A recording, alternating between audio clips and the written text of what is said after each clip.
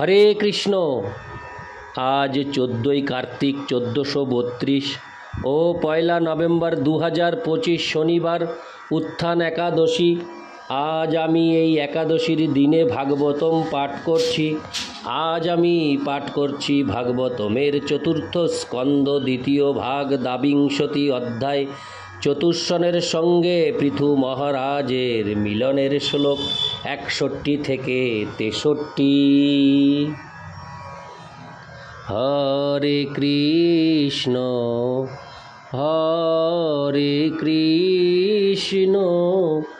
কৃষ্ণ কৃষ্ণ হরে হরে, হরে রাম রাম রাম হরে হরে। শ্লোক 60। মাতরিষ্যেব সর্বাত্মা বলেন মহৌষৌজসা অবিসহতয়া দেব ভগবান ভূতরাড়িব। অনুবাদ: দেহের শক্তি এবং ইন্দ্রিয়ের শক্তিতে মহারাজ পৃথু ছিলেন সর্বত্র গমনক্ষম বায়ুর মতো শক্তিশালী। তার অসহ্য বিক্রম ছিল শিব বা সদাশিবের অংশ, সর্বশক্তিমান রুদ্রের মতো। ইতি শ্লোক 60। শ্লোক 61। কন্দর্প ইব সৌন্দর্যে মনস্বী মৃগরা, হরে কৃষ্ণ, মৃগরাড়িব বাৎসল্যে মনু বন্যীনাং প্রভুত্বে ভগবানজ। অনুবাদ: সৌন্দর্যে তিনি ছিলেন কন্দর্পের মতো এবং তিনি ছিলেন সিংহের মতো নির্ভীক। বাৎসল্যে তিনি ছিলেন স্বয়ম্ভুব মনুর মতো এবং তার নিমন্ত্রণ করার ক্ষমতা ছিল ব্রহ্মার মতো। ইতি শ্লোক 61। শ্লোক 62।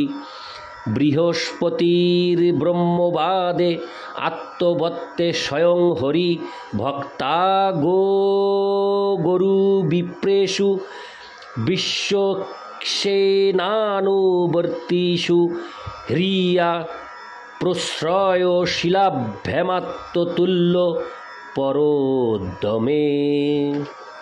অনুবাদ: তার ব্যক্তিগত আচরণে পৃথু মহারাজ সমস্ত সদ্গুণাবলী প্রদর্শন করেছিলেন এবং তার আধ্যাত্মিক জ্ঞান ছিল ঠিক বৃহস্পতির মতো।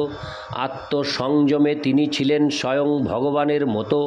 ভক্তির ব্যাপারে তিনি ছিলেন গাভী, গরু ও ব্রাহ্মণদের প্রতি আসক্ত ভক্তদের মহান অনুগামী। তিনি ছিলেন লজ্জাশীল এবং তার আচরণ ছিল অত্যন্ত বিনম্র।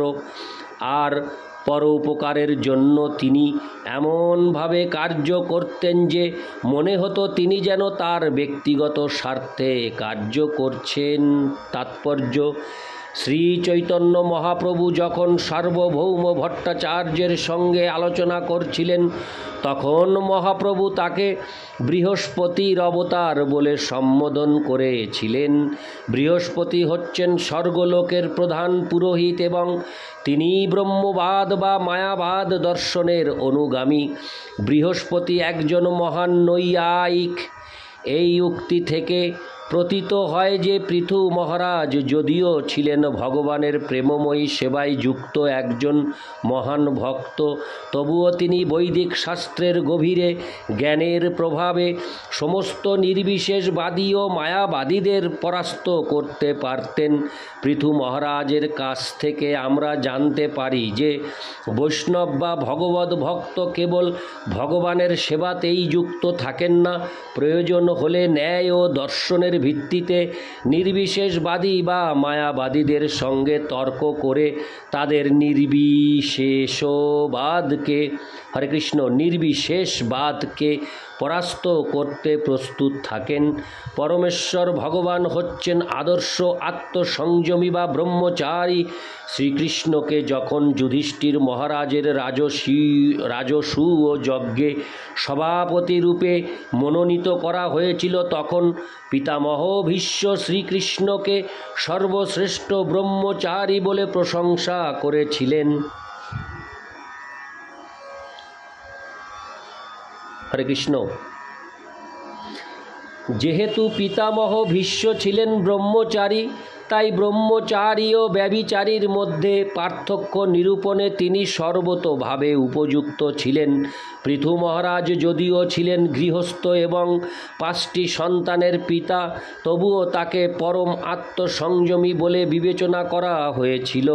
কেউ যখন মানব সমাজের কল্যাণের জন্য কৃষ্ণ ভাবনাময় সন্তান উৎপাদন করেন, তিনি প্রকৃতপক্ষে ব্রহ্মচারী। যারা কুকুর বিড়ালের মতো সন্তান উৎপাদন করে তারা উপযুক্ত পিতা নয়। ব্রহ্মচারী শব্দটি ব্রহ্মস্তরে আচরণকারী বা ভগবদ্ ভক্তির আচরণকারী ব্যক্তিদেরও বোঝায়। নির্বিশেষ ব্রহ্মের ধারণায় কোনো রকম ক্রিয়া নেই, কিন্তু কেউ যখন পরমেশ্বর ভগবানের সম্পর্কে কার্য করেন তখন তাকে ব্রহ্মচারী বলা হয়। এইভাবে পৃথু মহারাজ একাধারে একজন আদর্শ ব্রহ্মচারী ও গৃহস্থ ছিলেন। বিশ্বক্সেনানুবর্তীষু শব্দটি সেই ভক্তদের ইঙ্গিত করে যারা নিরন্তর ভগবানের সেবায় রত। অন্য ভক্তদের অবশ্য কর্তব্য হচ্ছে তাদের পদাঙ্ক অনুসরণ করা। শ্রীল নরোত্তম দাস ঠাকুর বলেছেন, এই 6 গোসাঙ্গী যার মুঙ্গি তার দাস, অর্থাৎ এই 6 গোসাই যার মুই তার দাস, অর্থাৎ নিজে যারা ষড় গোস্বামীর পদাঙ্ক অনুসরণ করেন তিনি তাদের শিষ্য হতে প্রস্তুত। সমস্ত বৈষ্ণবদের মতো পৃথু মহারাজও গোরক্ষা গুরুদেব ও যোগ্য ব্রাহ্মণদের প্রতি অনুরক্ত ছিলেন। পৃথু মহারাজ ছিলেন অত্যন্ত বিনীত, সুশীল, ভদ্র এবং যখনই তিনি জনসাধারণের জন্য কোনো রকম পর উপকারের কার্য অথবা কল্যাণকর কার্য করতেন তখন তিনি এমনভাবে পরিশ্রম করতেন যে মনে হতো তিনি যেন তার নিজের প্রয়োজনের তাগিদে সেই কাজ করছেন। পক্ষান্তরে বলা যায় যে তিনি কেবল লোক দেখানোর জন্য পরোপকারের কার্য করতেন না, তার ব্যক্তিগত অনুভূতি এবং নিষ্ঠা সহকারে তা করতেন। সমস্ত পরোপকারের কার্য এইভাবে করা উচিত। ইতি শ্লোক 62, শ্লোক 63। এটি হলো দ্বাবিংশতি অধ্যায়ের অন্তিম শ্লোক, শ্লোক 63। কীর্তর্ধগীতয়া পুম্বিস্ত্রৈলোক্যে তত্র তত্র হ প্রবিষ্ট কর্ণরন্ধ্রেষু স্ত্রীনাং রাম শতামিব। অনুবাদ: সমগ্র ব্রহ্মাণ্ডের উচ্চ, নিম্ন এবং মধ্যবর্তী লোকের সর্বত্র পৃথু মহারাজের যশ উচ্চস্বরে কীর্তিত হয়েছিল এবং সমস্ত স্ত্রী ও সাধুরা তার মহিমা শ্রবণ করেছিলেন, যা ছিল শ্রীরামচন্দ্রের কীর্তির মতোই মধুর। তাৎপর্য: এই শ্লোকে স্ত্রীনাম ও রাম শব্দ দুটি তাৎপর্যপূর্ণ। স্ত্রী লোকেরা বীরদের প্রশংসা শুনে আনন্দ উপভোগ করেন।